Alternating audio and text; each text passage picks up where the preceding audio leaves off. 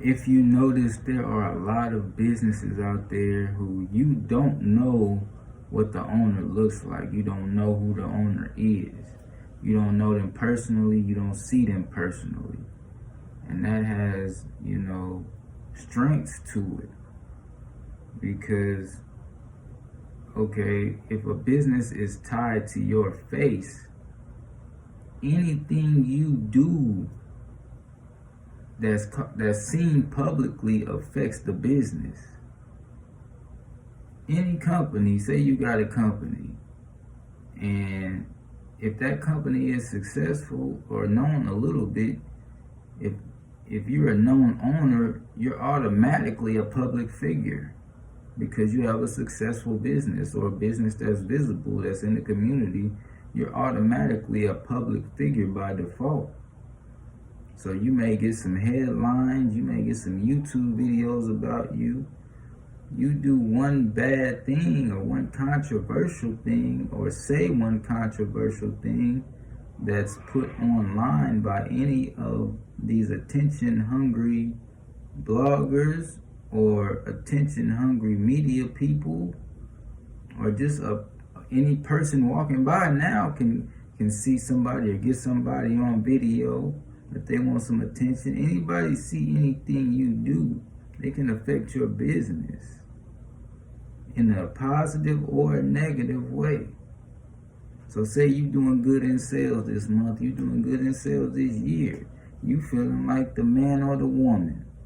You feel like you really doing it. And somebody catch you on video throwing pizza boxes out your car as you driving.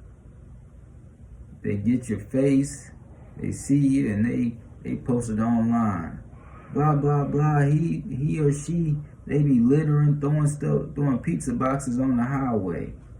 All of a sudden, you got all these strict recycling people mad at you, the media blowing up at you, everybody talking about you. I'm not going to buy from him. He don't care about the environment.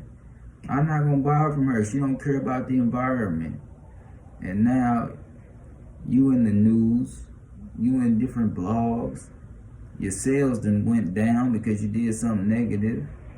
And that's something light though. If you do something more serious, you might get a a boycott.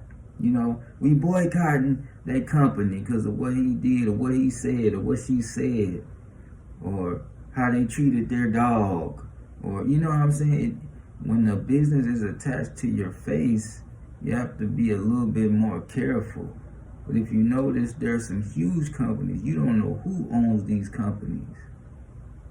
They get to make whatever mistakes they make in life. Nobody knows about them. And their company is still winning.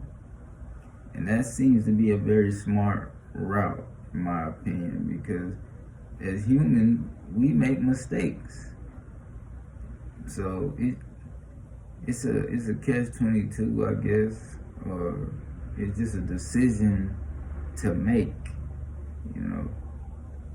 That's why with athletes, the NFL and the NBA and different sports leagues, they're so strict. You can't put this on your social media. You can't do that. You can't do. They got rules because they got to look after, their investment, who they're investing in. They got to look after that because it affects their business. If they got too many superstars doing destructive things, it's going to affect their business.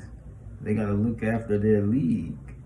And that's why you see different artists, their labels and things be looking after them. They be trying to make sure some of these artists stay doing the right things, because any, extreme wrong thing could lead to low sales, or people could be on their way 1 minute and then they find out this person did this or did that, and all of a sudden nobody listen to them no more.